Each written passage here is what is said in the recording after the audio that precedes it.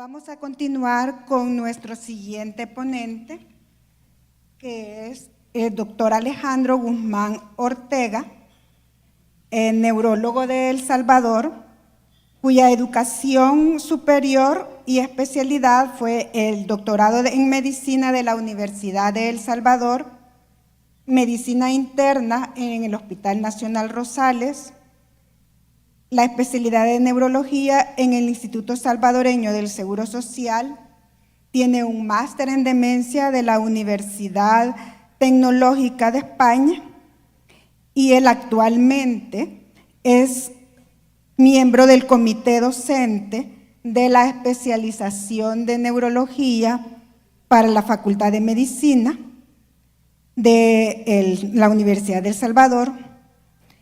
Es el coordinador de la hospitalización de neurología en el Hospital Policlínico Arce, además de ser el coordinador de la clínica de memoria del Hospital Policlínico Arce del Seguro Social. Pertenece a las asociaciones de la Sociedad Internacional de Parkinson y la Asociación de Ciencias Neurológicas.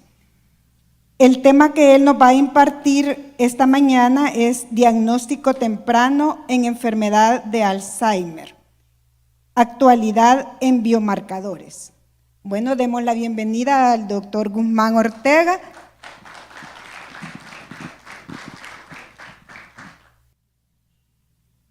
Tengan muy buenos días. Gracias por estar esta mañana para hablar sobre un tema muy importante que es la enfermedad de Alzheimer como una demencia primaria prevalente en nuestro país. Habrá alguna información que probablemente se repita respecto a la presentación pasada, pero vamos a tratar de ser lo más lacónicos posibles. No tengo ningún conflicto de interés para desarrollar esta charla. La relevancia, pues el primer punto es epidemiológico, ¿no? En América Latina y el Caribe serán más los afectados y esto asociado a nuestros componentes cardiovasculares y riesgos, porque se supone que para el año 2030 habrán 7,6 millones de personas afectadas con enfermedad de Alzheimer. Es un dato importante y suficiente para darle la relevancia a este tema. Y, según datos de la OMS, cada 3 segundos alguien en el mundo desarrolla una demencia. Aspectos históricos, aquí tenemos a Alois Alzheimer. Él fue el médico que descubrió en un paciente joven, aparentemente de 50 años de edad, 55, un trastorno amnésico hipocampal y vinculó algunos aspectos neuropatológicos como las placas amiloides y los ovillos neurofibrales que son necesarios para su diagnóstico patológico. Casi 150 años después todavía siguen siendo importantes y necesarios para el diagnóstico de la enfermedad. Este es un artículo del 2019 en donde para esa fecha se establecía que el diagnóstico, el gold estándar para la enfermedad era completamente patológico. Uno, desde el punto de vista clínico, podía tener una sospecha o una categoría probable y posible de acuerdo al fenotipo clínico de la enfermedad. Sin embargo, el diagnóstico definitivo estaba excluido totalmente al análisis de la patología del cerebro. Y cabe recalcar que para la toma de biopsia del cerebro no era un pedacito, sino que hay hallazgos iniciales en todo el cerebro, es decir, necesitaríamos todo el cerebro para poder encontrar estos hallazgos patológicos.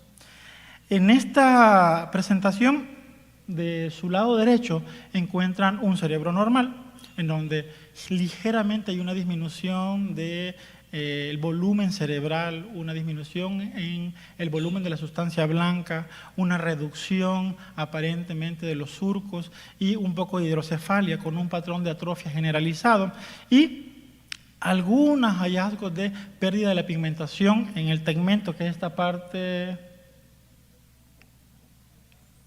La que está en círculo es el locus coeruleus, que es un núcleo muy importante en el desarrollo de la enfermedad a partir del estadiaje de Braak, que son los que se ocupan para este diagnóstico. Y del otro lado vemos el cerebro macroscópico de un paciente que tiene enfermedad de Alzheimer. Obviamente, si lo comparamos, aquí hay una atrofia selectiva. Se considera que en la enfermedad de Alzheimer la atrofia suele afectar los segmentos posteriores del cerebro, predominantemente la región parietal temporal, bilateral y simétrica, con algunas otras implicaciones como la precuña. Y aquí vemos otra cosa, vemos una diferencia sustancial, la flecha larga que está arriba.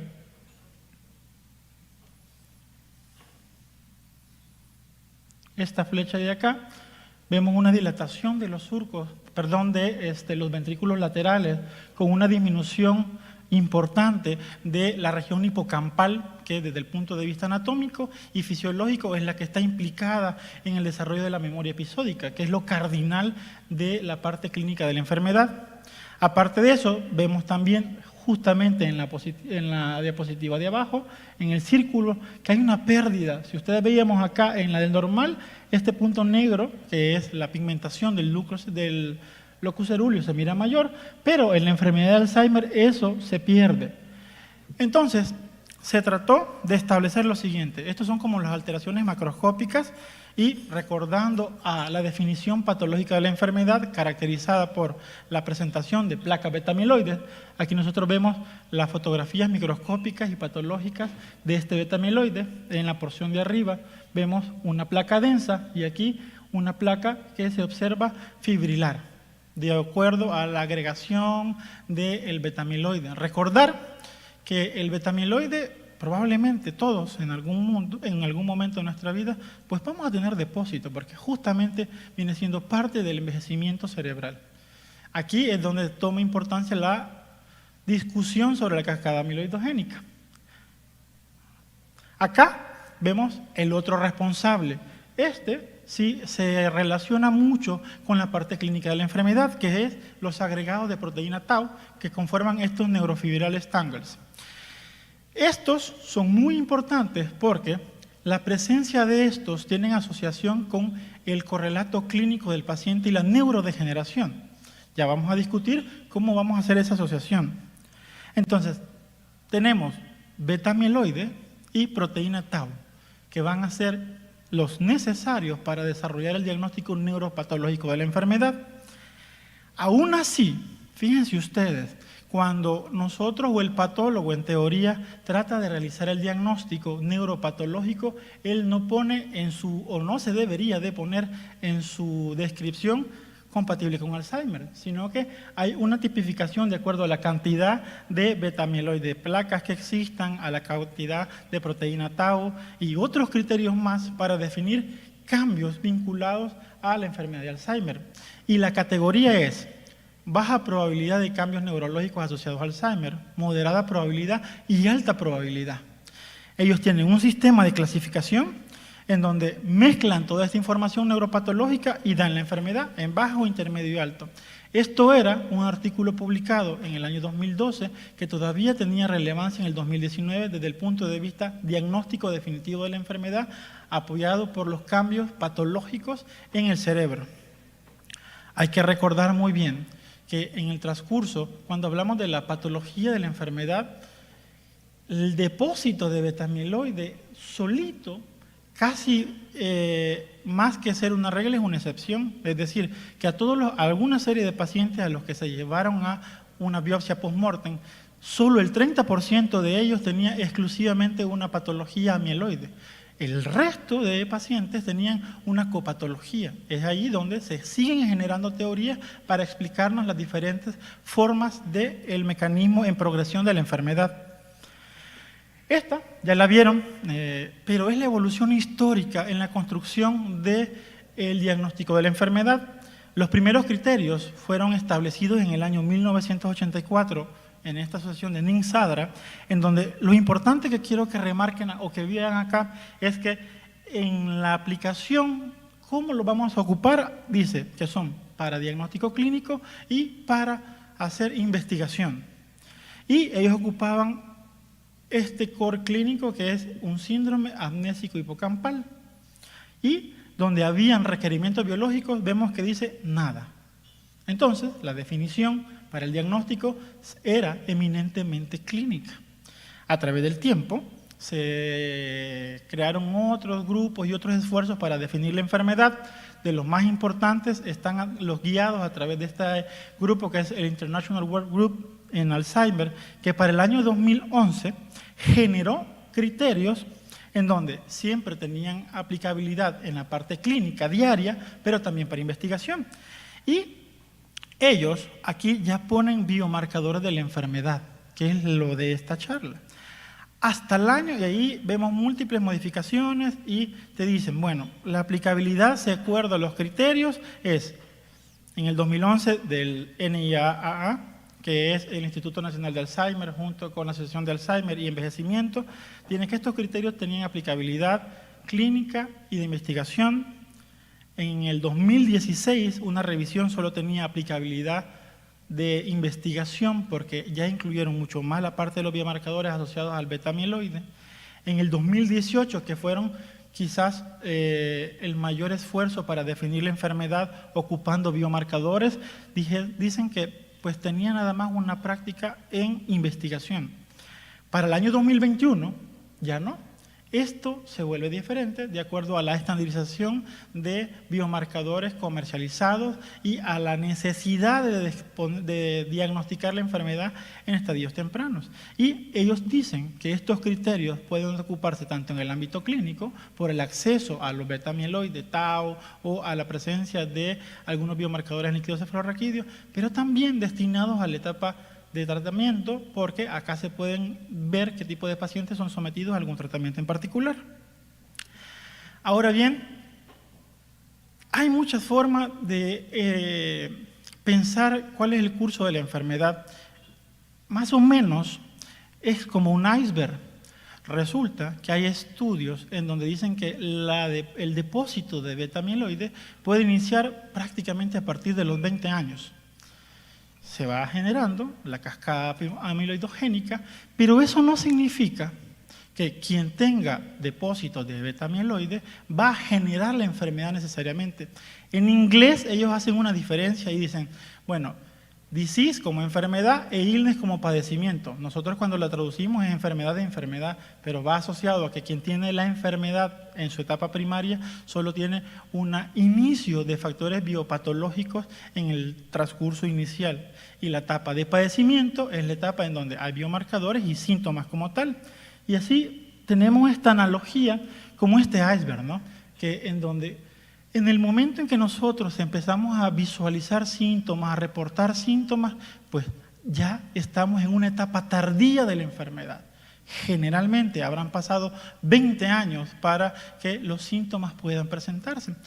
Entonces aquí vienen las comparaciones y dicen, bueno, ¿por qué nosotros como neurólogos o los que hacen ciencia en neurología, por qué no podemos definir la enfermedad desde su etapa inicial y así actuar como, por ejemplo, en los compañeros oncólogos? Que los oncólogos definen a través de estados biológicos previos a una enfermedad. De ahí surge la necesidad, 1, para buscar cambios antes del inicio de los síntomas, 2, para realizar un diagnóstico temprano y 3, que es una de las cosas más importantes para el desarrollo de drogas para la enfermedad. Ahora, este es un concepto que hay que aclararlo, que es un marcador biológico. Resulta que no es algo nuevo. En el siglo XVI, un compañero de Galileo Galilei era un precursor sobre buscar y calcular de forma cuantitativa alguna variabilidad en parámetros clínicos y asociados a la enfermedad. Entonces, marcador biológico, biomarcador. Una característica que se mide y evalúa objetivamente como un indicador de procesos biológicos normales, de procesos patológicos o de respuestas farmacológicas a una intervención terapéutica. ¿Con qué propósito? Pues 1, guiar el diagnóstico clínico, estimar el riesgo o pronóstico de la enfermedad, evaluar el estadio de la enfermedad y monitorear la progresión de la enfermedad cuando inicias una terapia médica. Y aquí podemos ver en el recuadro de abajo más o menos cómo se forma este biomarcador para una enfermedad. Tenemos una etapa de descubrimiento y desarrollo, la validación estadística, que es lo que más cuesta, y esto va a costar en nuestras poblaciones, porque resulta que nuestras poblaciones no están representadas en los grandes estudios que abordan el diagnóstico biológico de la enfermedad y mucho menos las respuestas a tratamiento. Entonces, esto se vuelve un poco difícil y no solo para países latinoamericanos, sino que para otras partes del mundo no hay una representación adecuada para algunas poblaciones. Y luego, pues, cuantificar cuántos son los límites normales y inferiores y mayores de este biomarcador y relacionarlo con el desarrollo de síntomas o la progresión patológica de la enfermedad, y una vez han hecho todo esto, utilizarlo. Y acá más o menos tenemos que pueden haber biomarcadores predictivos, biomarcadores farmacodinámicos, biomarcadores pronósticos, biomarcadores de seguridad, biomarcadores diagnósticos de susceptibilidad y monitoreo. Esas son las categorías de un biomarcador. ¿Cuál es la característica ideal de un biomarcador? Uno, que sea accesible, que sea tanto en costos como en el método de adquisición, y lo otro, que lo podamos utilizar, imagínense, en la práctica primaria y secundaria de nuestro sistema de salud. Obviamente esa definición es para Estados Unidos, pero si la trasladamos acá, pues eso sería lo ideal, que un biomarcador lo pudiéramos utilizar allí. Sin embargo, esto está muy lejos de ser real. Ahora bien, ¿cuándo en la historia se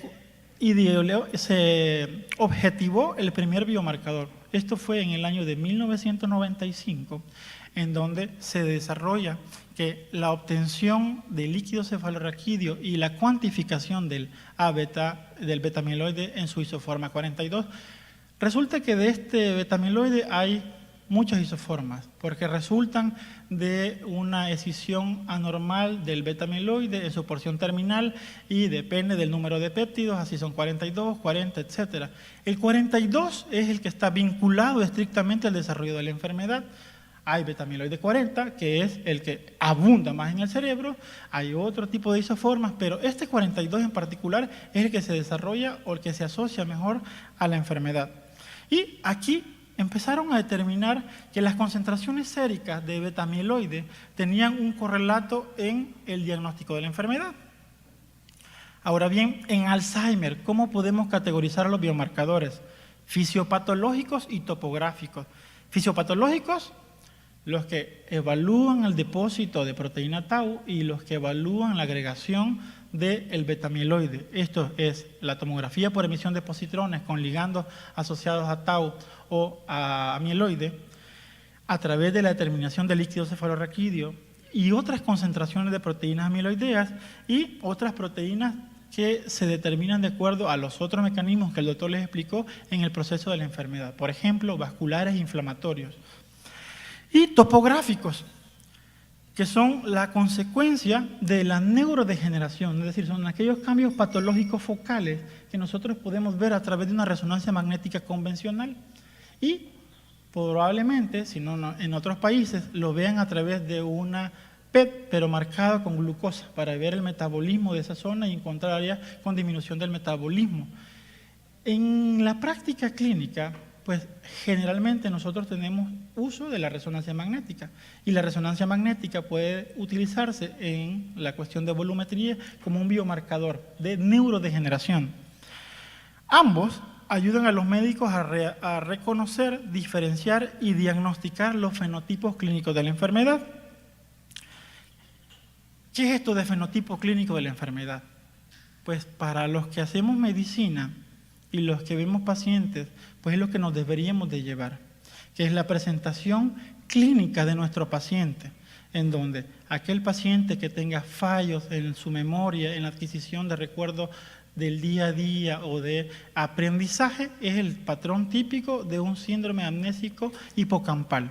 Sin embargo, este representa, según este estudio, el 78-79%, otra bibliografía dice que es el 85%, pero también existen otros fenotipos clínicos que son menos frecuentes, pero que también debemos de conocerlo. Uno de ellos es la afasia primaria progresiva logopénica y la otra es otra enfermedad que se llama atrofia cortical posterior, que tiene síntomas clínicos muy importantes para poder discernir. Ambos, o estos tres, son como las variantes típicas. Luego existen otras características atípicas y se comportan, por ejemplo, como un síndrome corticobasal, que es un tipo de taupatía diferente y asociada a parkinsonismo.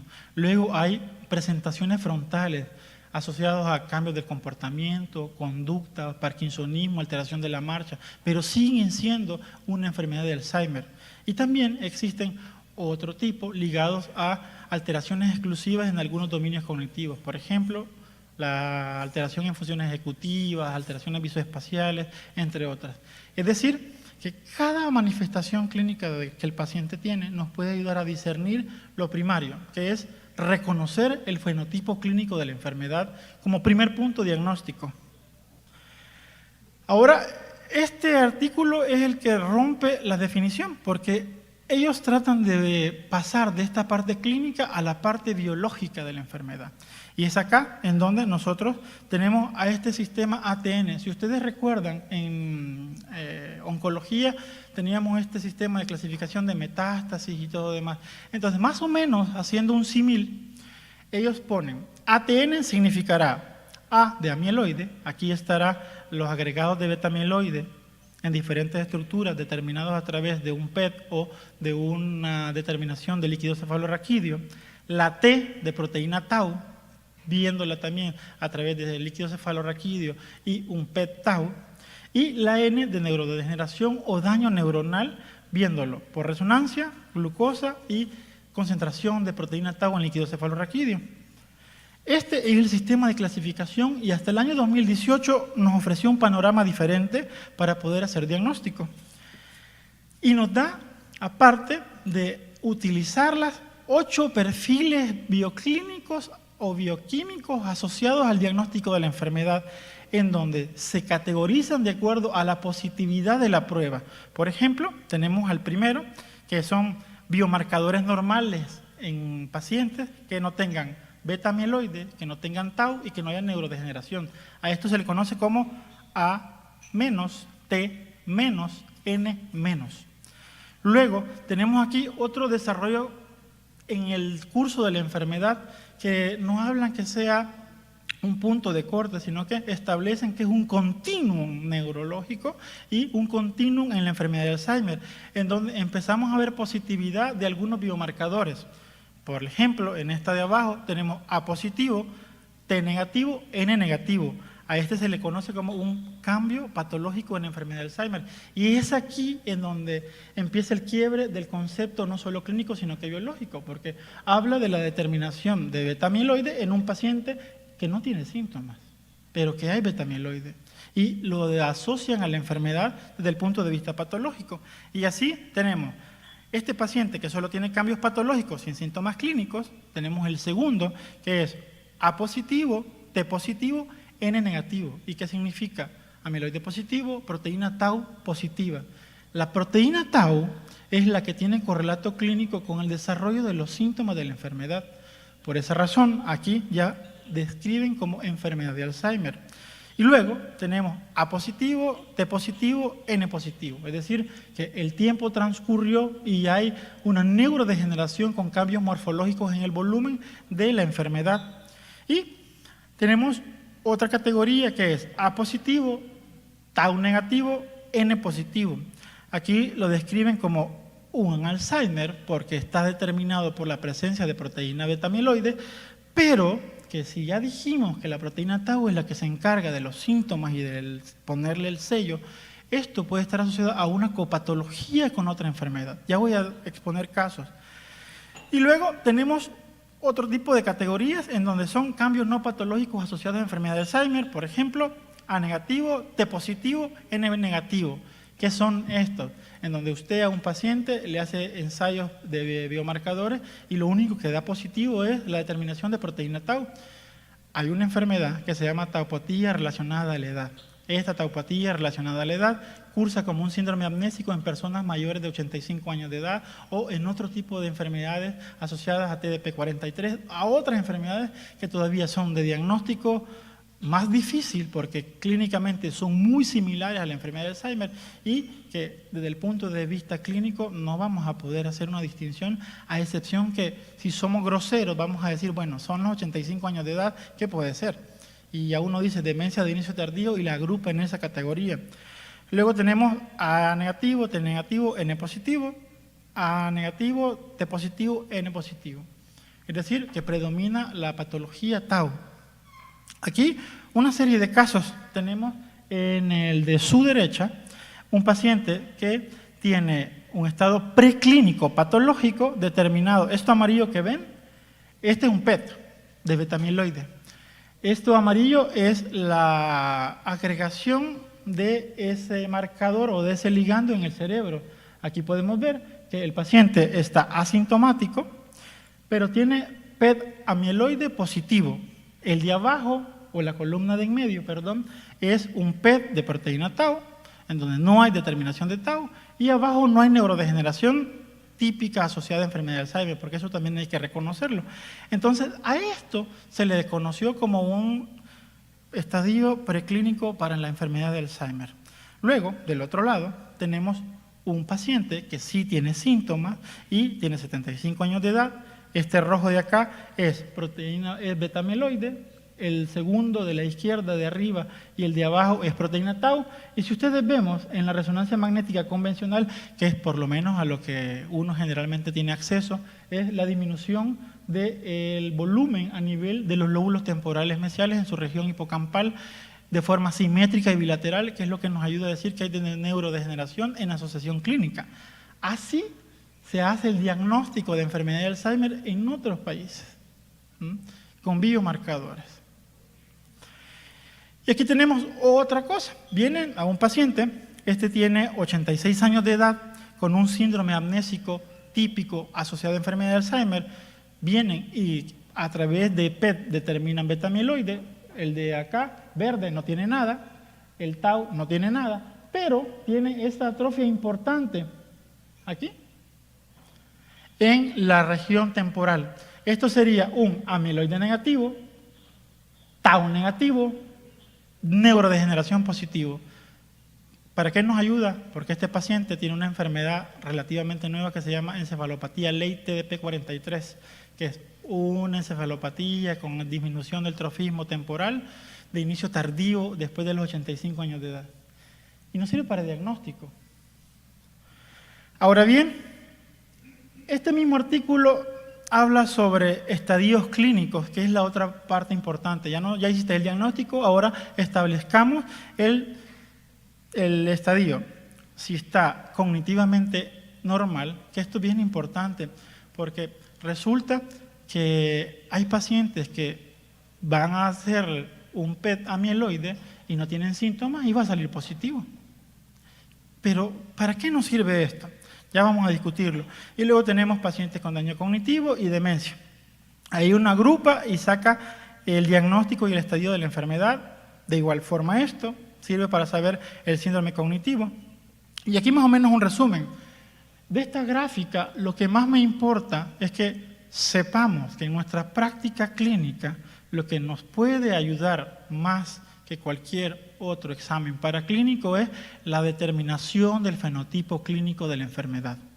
Para nosotros sigue siendo de rigor decir, bueno, este es un diagnóstico en su columna azul, un típico amnésico, cómo vamos a encontrar el PET, cómo vamos a encontrar el tau, y cada fenotipo clínico tiene una presentación diferente. Y de acuerdo a eso nosotros haríamos diagnóstico.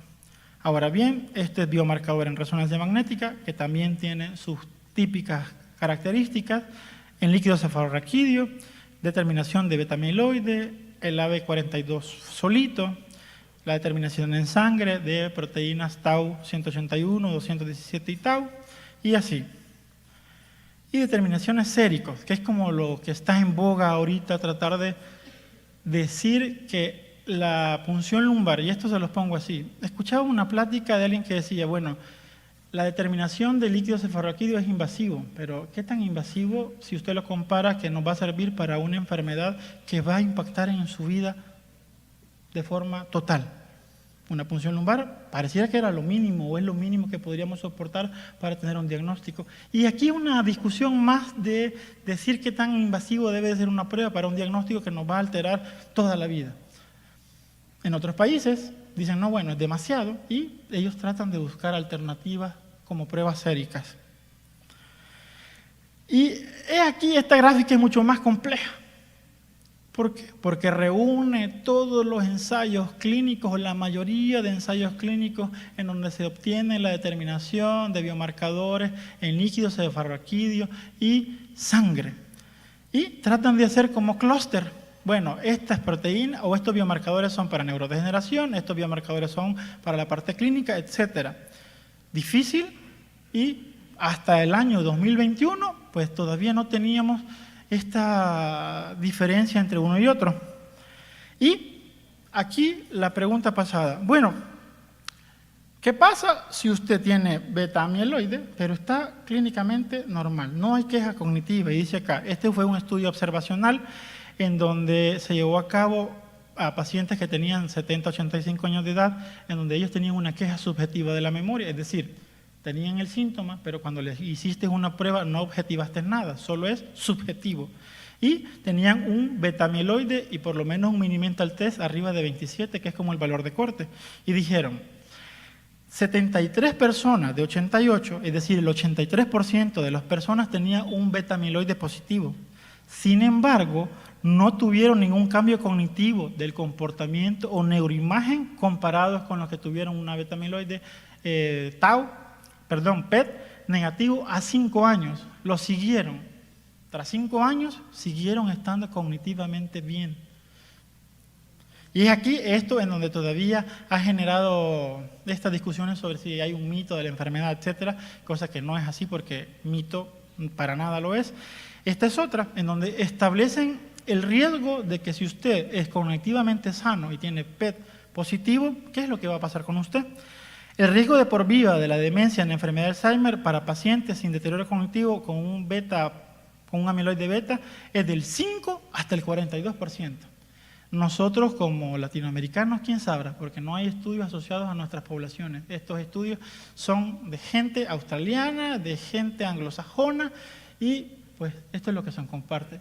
Fíjense ustedes, entonces tenemos que menos del 60% de los pacientes va a tener beta-amiloide, pero no va a progresar en el tiempo. Ahí hay una cuestión de discusión importante. Ahora bien, el seguimiento de estos pacientes sin deterioro cognitivo y con biomarcadores positivos sugiere que una mayoría de los pacientes no van a progresar en el tiempo. Y existe la categoría, bueno, ¿qué haremos con ellos? Lo vamos a poner en riesgo a progresión. Y es aquí donde viene la genotipificación, en donde vienen otra serie de ensayos más para poder decirle cuánto va o cuál es la probabilidad al año de que usted empeore en sus síntomas. En el año 2021 se dieron estas recomendaciones de acuerdo a que había tanto conocimiento, tantos triales, tantas pruebas, y decir, bueno, ¿qué vamos a hacer ya que existe tanta información? Y dijeron, por favor, sigamos siendo clínicos. Sí ocupemos los marcadores biológicos porque sí nos ayudan, pero lo primero es ser clínico, y aquí dan ellas recomendación, reconocer fenotipos clínicos típicos de la enfermedad, para decir que hay un padecimiento por enfermedad de Alzheimer. Luego, ¿cómo lo hacemos? Aquel que tiene un FST, es un perfil bioclínico típico, tiene biomarcadores A beta positivo, tau positivo, este tiene enfermedad de Alzheimer. Independientemente de la prueba que utilicemos, pero la prueba tiene que estar normalizada, con valores de corte ya establecidos. Luego, ¿cuál es este perfil en biomarcadores? Un bajo concentración de A beta 42, y esto viene porque como se agrega, ya no se excreta y la determinación es baja. Luego viene con una elevación del ratio A beta 40, A beta 42 y la retención elevada de algún trazador del amiloide en PET, asociado a altos niveles de proteína tau y una elevación de retención al hígado tau. Esto es como lo que ellos decían. Necesitamos los dos. Cuando digo necesitamos los dos me refiero a amiloide positivo, tau positivo, sí lo necesitamos. Y les explicaba por qué. Hay una serie de combinaciones asociadas a la presencia de A positivo, T positivo y su diagnóstico de la enfermedad. Por ende, en el caso que les expliqué de esta encefalopatía late, tenía A, T y N, nada, pero hay otras enfermedades que tienen T solo positivo, A negativo. Entonces, sí los necesitamos. Y ya existen pruebas en donde se mandan los tres en líquido cefalorraquídeo. Biomarcadores en LSR preferidos, pues obtenemos los que son en LSR más los que son PET, porque uno, en el país no tenemos PET beta-amiloide; dos, inclusive en países como España o países del primer mundo, no son de uso rutinario. Es más la utilidad de los de biomarcadores en líquido cefalorraquídeo. Dos, el costo. Una prueba que en teoría rondará los $1.500 versus una prueba que valdrá $5.000, $4.000 para el diagnóstico. Entonces, demasiado. En la práctica no se recomienda el estudio de biomarcadores fisiopatológicos en pacientes normocognitivos. ¿Por qué? Porque no solo los salvadoreños, sino yo quiero saber, porque existe esta pregunta de yo quiero saber si puedo desarrollar la enfermedad de Alzheimer porque mi mamá tuvo Alzheimer. Y aquí viene la definición de esporádico, y que es otra cosa que podríamos hablar después. Pero en este tipo de pacientes o en esas necesidades de saber, nadie debería de enviar biomarcadores, absolutamente, porque no sabrá cuál es el comportamiento clínico en el tiempo asociado a la determinación de biomarcadores. Luego, biomarcadores plasmáticos no se recomendaban. Estimación en riesgo de pacientes normocognitivos, la copatología, y en ausencia de biomarcadores fisiopatológicos, ¿qué es lo que hacemos por lo menos en la clínica, ¿no? Una resonancia magnética. ¿Para qué? Para saber si existe disminución en el volumen de los lóbulos temporales. Eso es como hasta donde podemos llegar y la forma más barata. Luego existen enviar el PET-FGD, $2.500. Luego existe mandar neurofilamentos en líquido cefalorraquídeo, no lo hacemos y no creo que lo vamos a hacer en mucho tiempo, por lo menos en el país. Pero ¿qué es lo que pasó? 2021 al 2023, bueno, se empezaron a producir múltiples ensayos clínicos en donde trataban de validar la equivalencia entre la determinación de líquido cefalorraquídeo biomarcadores versus plasma.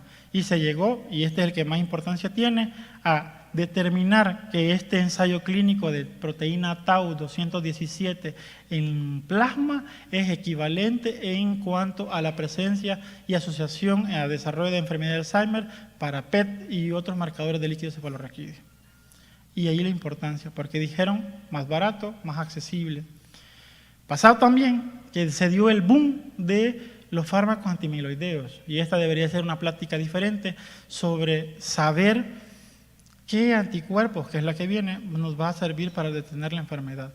En este contexto, la industria farmacológica, que es quien a veces impulsa el desarrollo de investigación para saber sobre la enfermedad, dice, bueno, investiguemos qué es lo que está pasando con esta enfermedad. Y en octubre del 2023 salen los criterios revisados sobre enfermedad de Alzheimer. Y vienen y dicen, bueno, 2018, ATN, amiloide, tau, neurodegeneración. En ese mismo 2018 revisaron, bueno, como estamos viendo que hay otro desarrollo de biomarcadores, pongámosle ATNX, la X haciendo referencia a lo que encontremos que nos ayude a determinar la diferencia en el desarrollo de la patología. En el 2023 se viene esta nueva clasificación, A, amiloide, T, tau, N, neurodegeneración y inflamación o inmunidad, V de vascular asociada a enfermedad amiloidea, etc. Y S de alfa-sinucleopatía. Porque cuando yo dije de la copatología y el doctor habló, se sostiene que la enfermedad vascular está asociada en un 40% a enfermedad de Alzheimer. Sin embargo, hay otra enfermedad que es la enfermedad por cuerpo de Lewis, que es una alfa-sinucleopatía, que es mucho más frecuente en asociación que la vascular, por lo menos para algunos grupos. Por ende, ellos sacaron este ATNIVS, que es como la nueva clasificación de los biomarcadores. Y nos establecen una serie de cores y marcadores. Ellos dicen, bueno, el core 1, ¿qué será? Son los necesarios para poder hacer diagnóstico. ¿Y qué representan? Pues representan la demostración de la cascada amiloide, es decir, la presencia de beta-amiloide acumulado en el líquido a través de las placas, en ausencia de proteína tau, por lo menos desde el punto de vista agregada. Aquí ustedes pueden ver que hay p-tau 217, p-tau 181 y tau 231. Estas proteínas están vinculadas o se considera que están vinculadas al mismo proceso fisiopatológico de la formación de placas de beta-amiloide. Por ende, a pesar de que sean proteínas tau, todavía no conforman el siguiente curso, que es la tau asociada a neurodegeneración en el curso de la enfermedad. El CORE2 es tau proteinopatía. Esta es otra discusión de enfermedades en donde ya dicen, bueno, acá sí son los sintomáticos y los clínicos. Y aquí te ponen diferentes pruebas, biomarcadores no específicos, por ejemplo, la N, la cadena ligera de neurofilamentos, inflamación, el GFAP, que es una proteína ligada al astrocito, los biomarcadores vasculares o copatología, vascular brain, alteraciones en la sustancia blanca y alfa-sinupilopatía. A partir de la configuración, así como en el ATN, hay estadiaje clínico, progresión, etc. COR1, los biomarcadores son útiles para la detección precoz de la enfermedad en pacientes asintomáticos. ¿Por qué? Porque solo vas a saber si el paciente tiene beta-amiloide. COR2 no se consideran pruebas independientes para el diagnóstico de Alzheimer. ¿Por qué? Porque ya dijimos que son predominantemente tau y pueden estar asociadas a otras taupatías. Necesitamos los dos, el COR1 y el COR2. ¿Por qué? Porque nos ayudan a la gravedad biológica de la enfermedad, proporcionar información sobre la probabilidad, informar sobre el riesgo de progresión, etcétera, etcétera. Esto es como una parte resumida de los biomarcadores, ya que el tema es mucho más complejo en la actualidad, pero aquí vienen mis conclusiones, ¿no? O por lo menos las conclusiones que yo considero. El uso rutinario de estos marcadores en la práctica clínica, pues yo no la recomiendo, ¿no? Uno, porque quienes no tengan la pericia para poder asociar un perfil bioclínico van a andar haciendo diagnóstico de la enfermedad de Alzheimer con una proteína tau en sangre, y eso no será la enfermedad desde el punto de vista padecer la enfermedad. Y aquí lo más importante, informar a las personas sin deterioro cognitivo de que tienen una enfermedad irreversible sobre la base de biomarcadores es un reto ético, dado que la trayectoria clínica hacia la enfermedad de Alzheimer prodrómica o la de demencia por enfermedad de Alzheimer es incierta. Ya la dimos en porcentaje, pero para cada persona es incierta. Y que no hay forma de prevenir el desarrollo de síntomas en ausencia de factores de riesgo modificables o terapias específicas. Resulta ser que en el artículo del 2023, ellos dicen que el principal incentivo de desarrollar esta afinación en criterios va vinculada al desarrollo de fármacos y a detener la progresión. Ya van a ver en la práctica que sigue cuál es el impacto de estos fármacos en el curso de la enfermedad. Y esto más importante, para los médicos, la enfermedad de Alzheimer equivale a los cambios neuropatológicos de la enfermedad de Alzheimer, mientras que para los pacientes la enfermedad de Alzheimer equivale a demencia, dependencia y muerte. Por esa razón debemos de ser cautos a la hora de hacer diagnóstico de la enfermedad y a la hora de querer utilizar herramientas que todavía no tienen valores de corte en nuestra población. Así que, perdonen por la rapidez, pero ya rato se me acabó el tiempo. Eso es todo. Muchas gracias.